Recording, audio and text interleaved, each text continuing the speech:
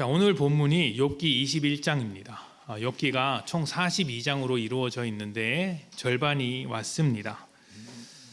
지금까지 욥기를 읽어보신 것처럼 앞으로의 내용도 지금까지의 내용과 크게 다르지는 않습니다. 비슷하게 흘러갈 것입니다. 왜냐하면 일전에 한번 말씀을 드렸는데 욥기는 반복된 친구들과의 대화 그리고 논쟁으로 구성되어 있기 때문이죠. 그래서 마지막에 하나님께서 등장하셔서 모든 것을 정리하시고 설명해 주시기 전까지, 하나님께서 욥에게 대답해 주시기 전까지 나오는 모든 내용들은 같은 내용의 반복입니다. 그래서 한편으로는 욥기의 말씀을 조금 일찍 정리를 하고 우리가 이제 12월이 되었으니까 매년 했던 것처럼 한 해를 정리하는 그 송구영신 예배의 말씀을 다시 이제 나누어 볼까라는 생각을 하고 있습니다. 그래서 새벽 말씀은 그대로 욥기로 가겠지만 결론은 좀 일찍 내고 이렇게 할까 생각을 중인데 아직 결정을 안 했습니다. 하나님께서 가장 좋은 방향으로 인도해 주시기를 함께 기도해 주셨으면 좋겠습니다. 자, 욥기의 반복된 논쟁, 계속해서 반복된 대화와 논쟁이 나오고 있는데 이 반복된 논쟁은 두 가지 주장이 대립하고 있는 논쟁입니다. 먼저 친구들, 욥의 친구들의 주장인데 이 친구들은 인과응보의 법칙을 주장하고 있습니다. 그러니까 잘못한 사람이 벌을 받는 것이다. 악을 행하면 벌을 받는다. 이런 논리죠. 그래서 지금 욥이 고난을 당하고 있는 것이 누구 때문입니까? 욥 자신 때문입니다. 욥이 하나님 앞에 대놓고 범죄를 했든 아니면 범죄를 하고 잊어버렸든 교만하게 행동한 것이 있든 아무튼 네가 뭔가 하나님 앞에 잘못한 것이 있고 하나님께서 고칠 것이 있어서 너에게 이런 재앙을 주신 것이 아니냐라고 하면서 욥의 잘못을 지적했습니다. 이것이 욥 친구들의 주장이었습니다. 인과응보죠. 이에 대해서 욥은 인과응보로는 이해할 수 없는 인생에 대한 이야기를 꺼냅니다. 그래, 인과응보가 틀린 건 아니야. 그런 측면도 있지. 하지만 지금 내가 당하고 있는 이 일은 인과응보라는 법칙으로는 다 설명할 수 없는 이 일이야. 이러한 인생도 있어 라고 말하면서 주장하고 있는 것이죠. 이 두 가지 관점이 아주 첨예하게 대립하고 있습니다. 물러서지 않는 주장이 부딪히면 어떻게 될까요? 격렬하게 되죠. 아주 격렬하게 됩니다. 그래서 욥기를 읽다 보면 처음에서 시작해서 뒤로 갈수록 이 논쟁자들, 친구와 욥의 논리가 아주 세밀해집니다. 바늘같이 콕콕 찌르고 날카롭게 파고들죠. 그리고 태도와 말투도 거칠어집니다. 그래서 네 자식이 죽은 것 아니냐, 뭐 이런 수준까지 가는 것이죠. 네가 친구냐, 이렇게 아주 거칠게 논쟁이 이어집니다. 그리고 우리는 그 둘의 논쟁을 따라가면서 하나님의 관점을 보는 거예요. 어떤 사람이 맞느냐, 어떤 사람이 옳으냐를 보는 것이 아니라 그 둘 모두 해당하지 않는 하나님의 관점은 무엇인가를 따라가는 것이 욥입니다. 결국 욥의 결론이 뭐냐면 지금 친구들이 하고 있는 주장, 욥이 가지고 있는 주장도 다 틀렸다라는 것입니다. 하나님은 전혀 다른 관점으로, 다른 생각으로 우리를 바라보고 계시며 우리 가운데 일하고 계시다. 이것이 욥의 결론이에요. 자, 오늘 말씀은 친구들 중에 소발이라는 사람의 주장이 나오고 그리고 그 주장에 대한 욥의 답변입니다. 먼저 소발의 주장을 보도록 하겠습니다. 욥기 20장입니다. 욥기 20장 5절 그리고 20장 29절입니다. 소발의 주장과 그 주장의 근거가 있습니다. 먼저 5절입니다. 악인이 이긴다는 자랑도 잠시요 경건하지 못한 자의 즐거움도 잠깐이니라. 악인이 잘 사는 것 같고 죄 지은 자가 이렇게 잘 되는 것 같지만 그거 잠깐이다. 결국 벌을 받는다라는 것입니다. 그리고 29절에 말하기는 이는 악인이 하나님께 받을 분깃이요 하나님이 그에게 정하신 기업이니라. 악인이 벌 받는 것은 당연한 것이다. 하나님께서 그렇게 정하셨기 때문이다 라고 설명을 하고 있는 것입니다. 소발은 여전히 인과응보를 주장하고 있는 것이에요. 악인이 잘 되는 것 같아도 결국에는 벌을 받지 않느냐, 자기가 저지른 일에 대해서 반드시 대가를 치르게 될 것이다. 세상이 그렇다. 설령 자기가 그 벌을 피할 수 있을지라도 자식들이 그 대가를 받게 될 것이다. 집안이 그 결과를 받게 될 것이다라고 주장을 합니다. 그리고 29절에 따르면 그것은 하나님께서 정하신 법칙이다. 이렇게 설명하고 있죠. 자, 이 말이 틀렸습니까? 아니면 맞습니까? 여러분이 생각하기 어떻습니까? 틀린 말입니까? 틀린 말이 아니죠. 일리가 있습니다. 범죄를 저지르면 벌을 받아야 하고 벌을 받습니다. 사법적인 처벌을 받기도 하고 사회적인 처벌을 받기도 하죠. 요즘은 이 사적인 처벌과 복수가 너무 이렇게 많이 나오지 않습니까? 그러니까 사람들이 찾아가서 막 신상을 공개해 버린다든지 아니면 온라인으로든 오프라인으로든 저주를 퍼붓고 이렇게 공격하고 협박하기도 합니다. 그런 것이 잘하는 것이라고 할 수는 없습니다. 사적인 복수가 너무 많아지면 사회가 혼란스럽게 되겠죠. 그러나 한 개인의 범죄에 대해서 온 사회가 함께 벌을 주는 세상이 되었습니다. 그런 관점에서 보자면 죄를 지은 사람은 반드시 벌을 받는 게 맞죠. 또 잠깐 그 벌을 피한다고 해도 내가 저지른 죄의 결과를 피할 수 있는 것은 아닙니다. 예를 들면 죄를 지은 사람이 사법적인 처벌을 받지 않았다고 할지라도 그 집안에서 자식들이 그 영향력을 받는다는 것을 알게 됩니다. 이것은 연좌제를 말하는 것이 아닙니다. 아버지의 죄를 자식들이 책임을 져야 한다. 부모의 죄를 자식이 책임져야 한다라는 것이 아니라 그런 죄적인 사고방식을 가지고 살아가는 사람이 집에서 어떻게 하겠냐는 거예요. 거짓된 모습을 보여주거나 아니면 자기가 죄 지은 그 사고방식을 자녀들에게도 그대로 물려주게 되는 것이겠죠. 그러니까 죄를 지은 사람의 영향력이 자녀들에게 어떤 모양으로든 전해지게 될 수밖에 없다는 것입니다. 그리고 무엇보다 우리는 믿는 자로서 마지막 때에 하나님께서 모든 악한 세력을 심판하신다는 것을 알고 있습니다. 다만 지금은 그 심판을 잠깐 뒤로 미뤄두고 계신 것, 유보하고 계신 것이죠. 자, 이런 관점에서 볼 때 인과응보는 여전히 작동하고 있는 것이고 그렇기 때문에 욥이 고난을 당하고 있는 것은 뭔가 욥이 잘못했기 때문이라는 것이 소발의 주장입니다. 일리가 있습니까? 일리가 있죠. 일리가 있습니다. 없는 말이 아니에요. 자, 그렇다면 이에 대해서 욥의 반론이 무엇일까요? 그것이 오늘 우리가 읽은 21장의 말씀입니다. 20장은 소발의 이러한 주장, 악인은 결국 망하게 된다라는 주장이고 21장은 욥의 반론인 거예요. 욥은 이렇게 말을 합니다. 실제로 한번 봐라. 악인이 벌을 받기는커녕 잘 먹고 잘 사는 일이 얼마나 많은가. 자식이 벌을 받기는커녕 그 집안이 더 잘 되는 경우도 많더라. 죽을 때도 아주 편하게 죽더라. 평안하게 죽더라. 고통 안 당하고 잠자듯이 죽더라. 그래서 악한 자들이 하나님을 찾지 않는다. 내가 잘못할 때마다 하나님이 벌을 주시고 뭔가 깨달음을 주셔야 하나님은 정말 살아계시는구나. 하나님은 살아서 우리를 심판하시는 분이구나. 이런 것을 알 텐데 악한 자들이 악을 저질러도 하나님은 전혀 움직이지 않으니까 악한 자들이 하나님을 믿지도 않고 하나님의 뜻을 따를 생각도 안 하더라. 하나님을 따를 필요를 전혀 느끼지 못하더라. 이런 이야기를 하고 있는 것이죠. 제가 제자훈련이나 성경 공부를 하다 보면 항상 나오는 질문이 하나 있습니다. 하나님께서 숨어 계시지 말고 우리 눈앞에 짠 하고 나타나셔서 악한 일을 할 때마다 심판을 하시면 사람들이 죄를 안 짓고 다 하나님을 인정하면서 하나님의 백성으로 살아갈 것인데 왜 그렇게 안 하시냐는 것입니다. 하나님께서 우리가 죄 지을 때마다 잠을 안 재우신다면 잠을 자려고 하면 번개를 치거나 집을 흔들어 가지고 잠을 깨게 해서 한 달 정도 잠을 못 자게 하면 하나님 안 믿을 사람이 누가 있겠습니까? 그렇지 않을까요? 그런데 왜 그렇게 안 하시냐는 것이죠. 이 질문을 성경 공부 속에서도 들었고 욥도 똑같이 하고 있는 것입니다. 왜 벌을 안 주시냐? 왜 악한 사람이 잘 사냐 하는 것이죠.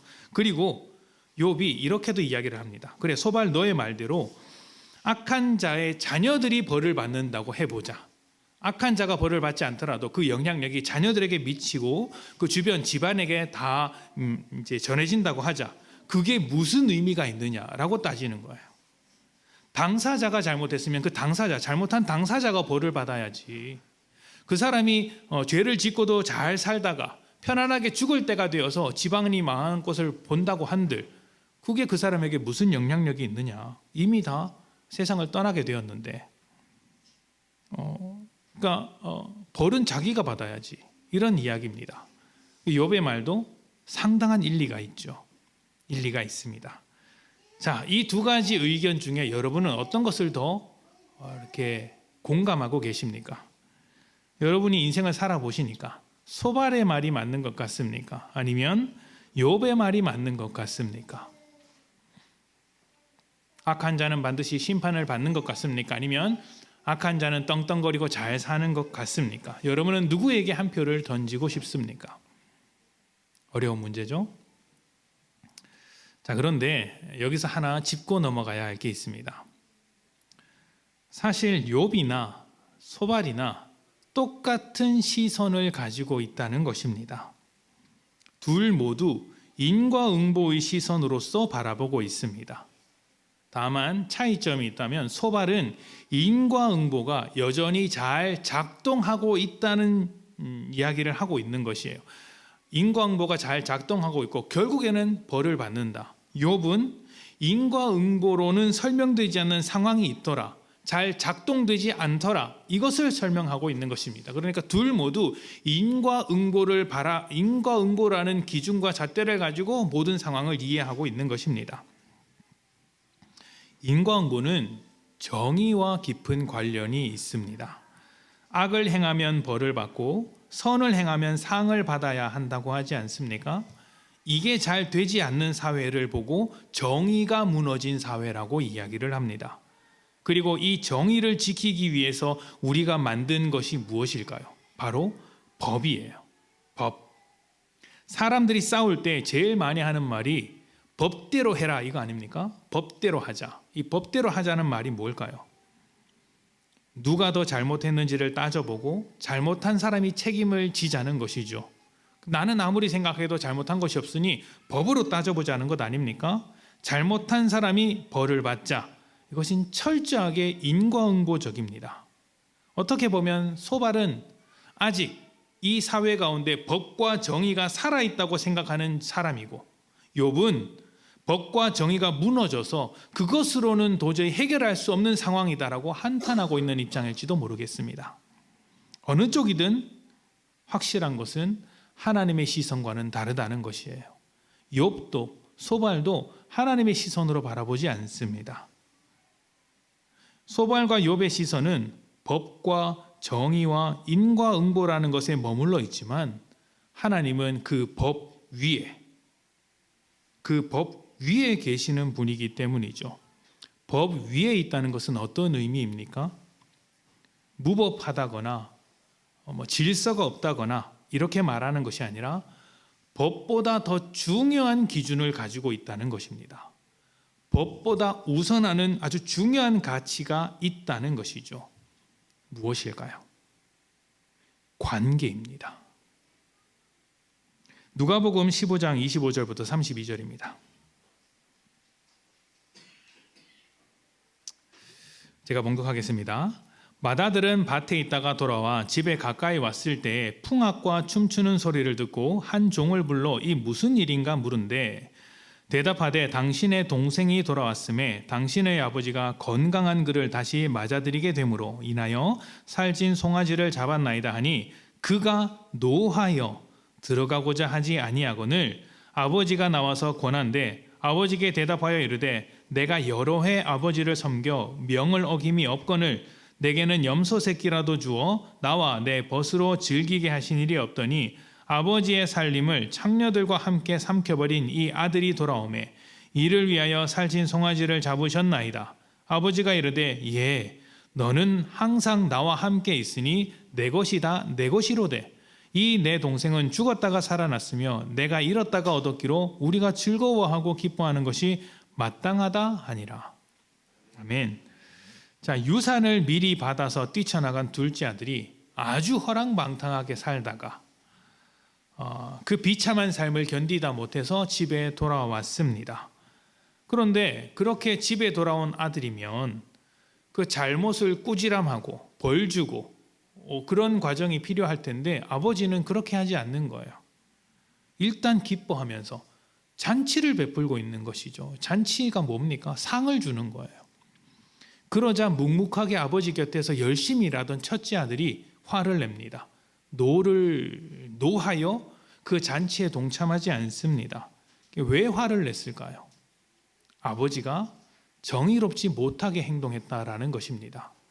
왜 아버지는 둘째 아들에게 벌을 주지도 않고 정의롭게 행동하지도 않고 그냥 받아주고 있느냐라는 것이죠. 지금까지 열심히 살았던 자신에게 상을 주지도 않으면서 둘째에게 상을 주는 것이, 악하게 살아온 둘째에게 상을 주는 것이 못마땅한 것입니다. 왜 벌을 주지 않느냐? 아버지는 정의롭지 않다. 그래서 아주 정의로운 분노를 이렇게 막 쏟아내고 있는 것입니다. 자, 여러분은 첫째의 마음을 이해하십니까? 첫째의 마음에 동의하십니까? 만약 첫째의 말에 동의하신다면 하나님의 관점을 가지고 있지 못한 겁니다. 인과응보의 관점으로 법과 정의라는 잣대를 가지고 세상을 바라보고 계신 것입니다. 그러나 하나님은 그것보다 훨씬 더 중요한 것이 있다고 누차 말씀하고 계신 거예요. 그게 뭐라고요? 관계라는 것입니다. 아버지에게 있어서 둘째 아들이 돌아온 것은 법보다 중요한 문제입니다. 여러분 자식들을 한번 생각해 보십시오. 어디 밖에서 고생하다가 돌아오면 뭐 합니까? 왜 이렇게 고생했냐라고 다그치기 전에 뭐 합니까? 밥 먹었냐고 물어보지 않습니까? 일단은 고생한 자식을 보면 품는 겁니다. 그게 관계예요. 가족은요, 잘못했어도 일단 감싸 안습니다. 자녀들이 아무리 큰 잘못을 했어도 밥은 먹여야 합니다. 잘못한 것은 잘못한 것이고 그 잘못한 자식이 어디 가서 무시당하거나 초라하게 다니는 꼴을 참지 못합니다. 친구도 그렇죠. 친구도 큰 무리를 일으킨 친구가 있더라도 어떻게 합니까? 그를 옹호합니다. 편을 듭니다. 때로는 그 친구가 나에게 사기를 치고 나에게 큰 피해를 입혔음에도 불구하고 그 친구를 옹호하고 돕는 경우도 있습니다. 바보라서 그렇습니까? 법을 무시해서 그렇습니까? 아니에요. 관계가 우선하기 때문입니다. 가족이나 친구는 법으로 만들어진 관계가 아니라 인격 대 인격으로 만들어진 관계이기 때문에 법과 정의를 넘어서는 어떤 것이 있습니다. 그래서 잘못을 했더라도 버리지 않고 함께 하는 것입니다. 그 잘못된 것을 회개하고 제대로 된 삶을 살아갈 수 있도록 책임을 함께 져주는 것이죠. 그것이 바로 사랑입니다. 사랑이 뭡니까? 그 사람이 감당해야 할 삶을 내가 대신 책임져 주는 것입니다. 그래서 사랑하는 사람이 더 고생하는 겁니다. 자, 그렇다면 이제 법과 정의는 전혀 필요 없는 것일까요? 인과응보의 법칙은 무시해도 되는 것입니까? 아니죠. 필요한 것이고 쓸모가 있는 것입니다. 그러니까 어떻게 쓰느냐가 중요한 것이겠죠. 하나님께서 이스라엘 백성에게 율법을 주신 이유, 어떻게 율법을 주셨는지에 대해서 생각해 보면 답을 찾을 수 있습니다. 율법은 하나님의 백성들이 하나님의 백성답게 살아가기 위해서 주어진 것입니다. 그러니까 하나님의 뜻이라는 질서 안에 살면서 죄를 짓지 않도록 울타리를 친 것이죠. 죄를 짓는다는 게 뭡니까? 하나님과의 관계를 깨트리고 그 밖으로 나아가는 것 아닙니까? 그 밖으로 나아가지 않도록 울타리를 치는 것이 율법입니다. 로마서 3장 20절 말씀을 봅시다. 이 율법이 어떤 것인지에 대해서 아주 잘 설명한 본문이에요. 그러므로 율법의 행위를 그의 앞에 의롭다 하심을 율법의 행위로 그의 앞에 의롭다 하심을 얻을 육체가 없나니 율법으로는 죄를 깨달음이니라. 아멘. 자, 율법의 행위로 의롭다 하심을 얻을 수 없다라는 이 말, 하나님 앞에서 의롭다 하심을 얻을 수 없다는 이 말은 하나님과의 관계를 만들 수 없다는 거예요. 율법으로는 우리와 하나님의 관계를 만들 수 있는 것이 아니다. 그러면 하나님과 우리의 관계를 만드는 것은 무엇입니까? 은혜예요, 은혜. 성경에서 믿음이라고 말하죠. 믿음은 우리의 능력으로 할 수 있는 것이 아니다라는 뜻의 믿음인 거예요. 그러면 우리가 한 일이 아니라면 누가 했습니까? 하나님께서 하셨죠. 그 은혜죠. 믿음으로, 하나님의 은혜로, 하나님의 일하심으로 하나님과 우리의 관계가 만들어졌습니다. 자, 그러면 율법은 무엇을 하는 겁니까? 그렇게 만들어진 관계를 유지하기 위하여 무엇이 죄인지, 무엇이 죄가 아닌지를 분별할 수 있도록 만드는 것이라는 거예요. 우리가 죄를 짓지 않도록, 이렇게 행동하면 하나님의 뜻에서 벗어나는구나, 이것을 율법을 통해서 안다는 거예요. 관계를 만드는 것이 아니라 만들어진 관계를 유지하기 위해서 율법이 주어졌다라는 것입니다. 이런 것과 같습니다. 집집마다 가족들이 지켜야 할 규칙이라는 것이 있습니다. 아침에 일어나면 세수부터 해라. 어디 나가고 들어올 때는 목적지를 밝혀야 한다. 사람을 만나면 인사를 해라. 너무 늦게까지 싸돌아다니지 마라. 잠은 몇 시에는 자야 한다. 스마트폰은 하루에 얼마만큼만 해라. TV도 얼마만큼만 해라. 나갔다 들어오면 손부터 씻어라. 양말을 벗어놓을 때는 뒤집어 놓지 마라. 포개 놓지 마라. 이런 것들이 있죠.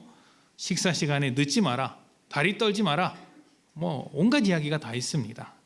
셀 수 없이 많습니다. 왜 이런 규칙을 만듭니까?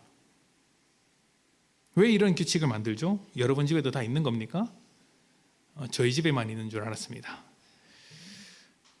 왜 이런 규칙을 만들었을까요? 정죄하기 위해서, 가족의 자격을 따지기 위해서 이런 규칙을 만들었습니까? 너 이거 안 지켰으니까 너는 이제부터 우리 가족이 아니야, 이렇게 말하려고 규칙을 만든 겁니까? 아니죠. 왜 규칙을 만들었어요? 더 잘 살기 위해서, 더 훌륭하게 살기 위해서 이 규칙을 만든 것 아닙니까? 가족끼리 더 아름답게 지내기 위해서 이런 규칙을 만든 것이죠. 그래서 이 규칙을 어겼다고 해서 가족을 버리지 않아요. 식사 시간에 늦었다고 해서 넌 이제 우리 가족이 아니야, 식탁에서 밥 먹지 마, 저기 바닥에서 먹어, 이렇게 말하는 사람이 있습니까? 없습니다. 뭐라고 해요? 그 규칙을 한 번 더 말할 뿐이에요. 다음부터 늦지 마라. 그렇게 하지 않습니까? 몇 번이고 기회를 주면서 더 잘하기를 바라는 것입니다. 이게 하나님의 마음이에요. 몇 번이고 기회를 더 주시는 것이 하나님의 마음입니다. 왜요? 인과응보로, 법과 정의로 우리를 바라보는 것이 아니라 관계로서 바라보고 계시기 때문입니다. 마태복음 5장 43절에서 45절입니다. 같이 읽어볼까요? 5장 43절에서 45절까지 말씀. 자, 시작.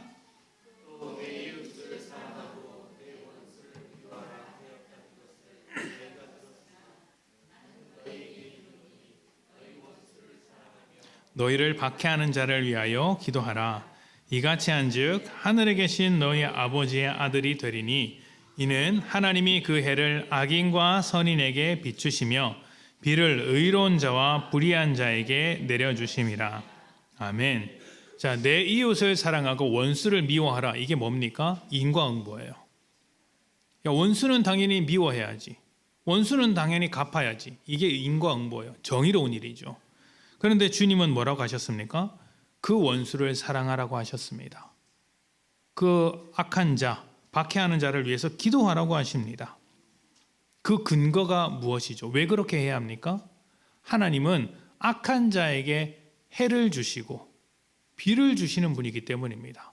악한 자와 선한 자 구분하지 않고 똑같이 은혜를 주시는 분이라는 점이죠. 우리는 이 점을 참지 못합니다. 이걸 참지 못해요. 원수는 갚아야 하고 악인에게는 물도 주지 않고 해도 주지 않아서 아주 쫄딱 굶어 죽게 만들어야 됩니다. 고생하게 만들어야죠. 벌을 줘야지 속이 시원합니다. 그래야 정이고 이 사회가 제대로 돌아간다고 생각합니다. 하나님은 그렇게 안 하신다는 거예요. 만약 그렇게 하신다면, 그렇게 하는 것이 정말 정의로운 일이고 하나님께서 하셔야 할 일이라면 우리 중에 누가 하나님 앞에서 살아갈 수 있습니까?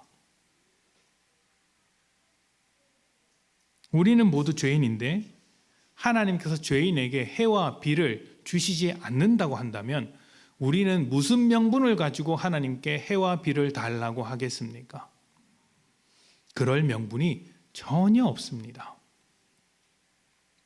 요한복음 18장 10절에서 11절 말씀을 봅시다. 요한복음 18장 10절에서 11절 제가 봉독하겠습니다. 이에 시몬 베드로가 칼을 가졌는데 그것을 빼어 대제사장의 종을 쳐서 오른편 귀를 베어버리니 그 종의 이름은 말고라. 예수께서 베드로더러 이르시되 칼을 칼집에 꽂으라. 아버지께서 주신 잔을 내가 마시지 아니하겠느냐 하시니라. 아멘. 자, 대제사장의 무리들이 예수님을 잡으러 왔을 때 베드로가 칼을 빼어들어서 말고라는 사람의 귀를 쳤습니다. 자, 베드로의 입장에서는 굉장히 정의로운 행동을 한 것입니다. 이웃을 사랑하고 원수를 어떻게 해야 합니까? 갚아야죠.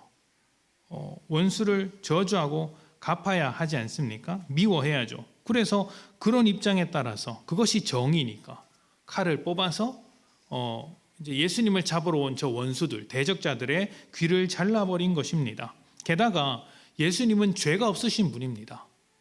죄가 없으신 분을 잡아서 죽이려는 저 대제사장 무리들이 죄 있는 인간들이죠. 그런 죄 있는 인간들을 칼로 치는 것은 아주 정의로운 일입니다. 아주 정의롭고 인과응보의 법칙에 잘 들어맞는 행동이죠. 그런데 주님께서 뭐라고 하십니까? 칼을 거두어라. 칼을 거두어라고 하십니다. 그리고 하나님께서 주신 잔을 내가 마시겠다고 하십니다. 억울한 죽음을 그대로 받아들이시는 겁니다. 왜 이렇게 하셨을까요? 법과 정의를 내세운 것이 아니라 인과응보의 법칙으로 바라보신 것이 아니라 사랑의 관계로 보고 계시기 때문입니다. 우리를 친구와 가족으로 부르시기 때문에 억울함을 감당하겠다. 내가 너희를 더 사랑하고 있으니 내가 더 고생하겠다. 십자가에 올라가겠다. 은혜를 받아라. 이렇게 말씀하시는 것이죠. 여러분, 가족 중에서 누가 제일 억울합니까? 여러분이 제일 억울하시죠? 네. 네라고 대답 안 하기를 바랬는데 가족 중에 누가 제일 억울합니까? 사랑으로 가족의 책임을 다하는 사람이 제일 억울합니다. 왜냐하면 가족이라는 게 참 신기해서 가족이라는 이름으로 찾아와서 매번 달라고만 하기 때문이에요. 자녀들이 언제 연락 옵니까? 돈 떨어지면 연락 오지 않습니까? 용돈 달라고 연락을 하는 게 자녀들입니다. 필요할 때 연락을 하죠. 어떤 집은 이 입장이 바뀌어서 철없는 부모가 자녀들에게 찾아가서 도와달라고 할 때도 많습니다. 그래서 억울하죠. 맡겨놓은 것도 없는데 왜 이렇게 달라고 하는가? 억울하죠. 그런데 그 억울함을 감당합니다. 줍니다. 도와줍니다. 왜 그럴까요? 내 자식이고 내 부모고 내 가족이라서 그런 것 아닙니까?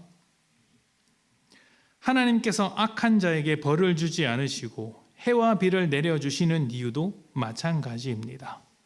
사랑이라는 관계 안에서 창조한 사람이기 때문에 법과 정의, 인과응보라는 관점을 가지고 버리지 않습니다. 끝까지 책임지는 사랑으로 함께 하시는 것입니다. 그래서 성경을 한번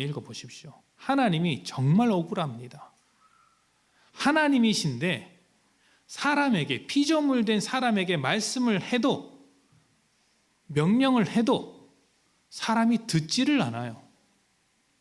하나님의 속이 뒤집어지죠. 그런데 그렇다고 해서 이스라엘을 포기합니까? 하나님께서 하나님의 백성을 포기합니까? 나라가 망하더라도 끝까지 자신의 일을 이룹니다. 이스라엘은 자기의 일을 하지 않는데 하나님은 자기의 일을 하는 거예요. 이런 손해보는 장사가 어디 있습니까? 억울하시죠. 억울해서 성경을 보면 선지자를 보내서 한탄하기도 하고 호소하기도 하고 실성한 듯 막 하늘을 보고 소리를 지르는 장면도 많습니다. 답답하고 억울하기 때문이죠. 그럼에도 하나님께서 포기하지 않는 것은 사람보다 하나님이 우리를 더 사랑하시기 때문입니다. 그렇기 때문에 때때로 악인이 잘 되는 것처럼 보일 때도 있고, 때로는 정말 하나님의 백성으로 잘 살아가는 사람이 고통 중에 있기도 한 것입니다. 욥이 지금 그런 상황인 거예요. 하나님의 뜻대로 살아가는 사람에게 왜 고통이 필요한지를 생각해 보려면 또 1시간 이야기를 해야 합니다. 짧게 요약하면 이런 것이죠. 하나님의 자녀가 되었다는 것은 수준이 달라졌어요. 목적이 달라졌기 때문입니다. 전에는 죄로부터 벗어나는 게 목적이었어요. 하나님의 자녀가 아닐 때는 죄로부터 벗어나는 것, 사로잡힌 그 죄에서 벗어나 하나님의 자녀가 되는 것이 목적이었어요. 근데 우리는 이제 죄로부터 벗어났고 하나님의 자녀가 되었습니다. 더 이상 죄로부터 벗어나는 게 목적이 아니라 더 수준 높은 자리에 올라가는 것, 하나님의 자녀로서 성장하는 것이 목적이 되었습니다. 그래서 어떻게 됩니까? 환난이 인내를 만들어내고, 인내가 연단을 만들어내며 연단으로 소망 있는 자리까지 가는 사람이 된 것입니다. 이게 달라요. 우리가 사는 이 세상은 하나님을 다 잃어버렸기 때문에, 하나님의 뜻도 모르고 하나님의 생각도 모르기 때문에 인과응보의 법칙, 이것은 하나님께서 주신 법칙이 맞습니다. 우리 가운데 있는 법칙이 맞아요. 인과응보의 이 법칙도 하나님께서 주신 그 목적에 맞지 않게 사용을 하고 있습니다. 인과응보는 어떻게 주어졌냐면 관계를 더 단단하게 만들기 위해서 울타리로서 주어진 것입니다. 그런데 어떻게 사용하고 있어요? 이 관계를 더 단단하게 만들기 위해서 사용하고 있는 것이 아니라 이 관계 자체를 판단하기 위한 기준으로서 사용하고 있는 거예요. 그래서 인과응보를 기준으로, 법과 정의를 기준으로 어떻게 되어갑니까? 가족이라는 관계마저도 깨어버리는 겁니다. 나한테 도움이 되지 않고 손해가 되면 가족을 가족으로 인정하지 않는 것입니다. 하나님께서 주신 공동체도, 이 교회 공동체도 법에 따라서 판단을 묻고 옳고 그름을 따지고, 그게 절대 잘하는 게 아니에요, 여러분. 죄 지은 사람을 그냥 뭐 이렇게 다 이렇게 뭐 모른 척하자 이런 의미가 아니라, 교회 안에서 그 연약한 죄인을 품어주지 못하면 그 사람은, 교회 안에서도 그 사랑을 받지 못하면 세상에 나가서 어떻게 살아갑니까? 관점이 달라요. 관점이.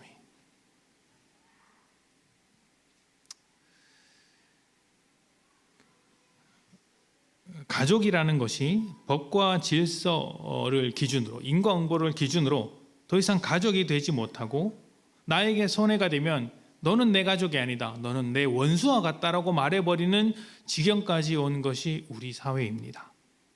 그러나 여러분, 믿는 자에게는 원수가 없습니다.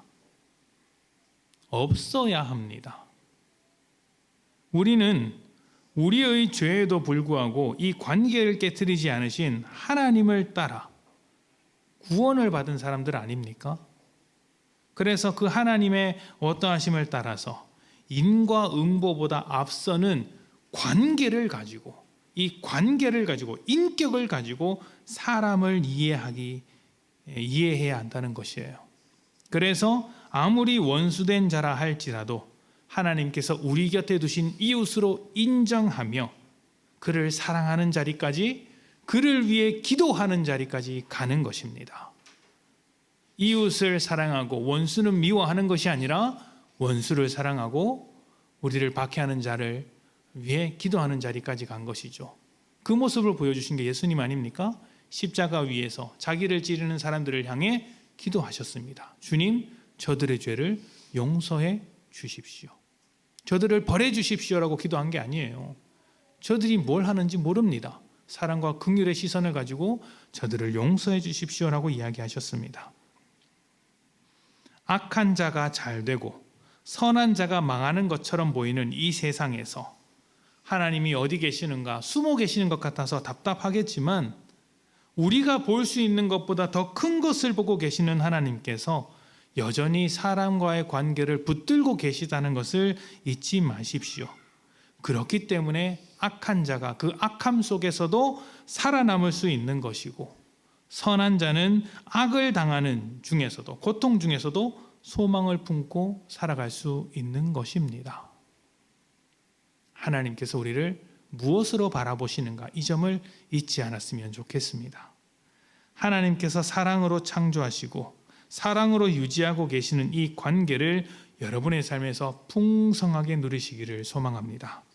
그리고 법과 정의와 인과응보를 넘어서 원수마저도 품는 사랑의 관계를 이루어 가시는 귀하고 복된 늘사랑교회 성도님들이 되시기를 축복합니다. 우리 함께 기도하겠습니다.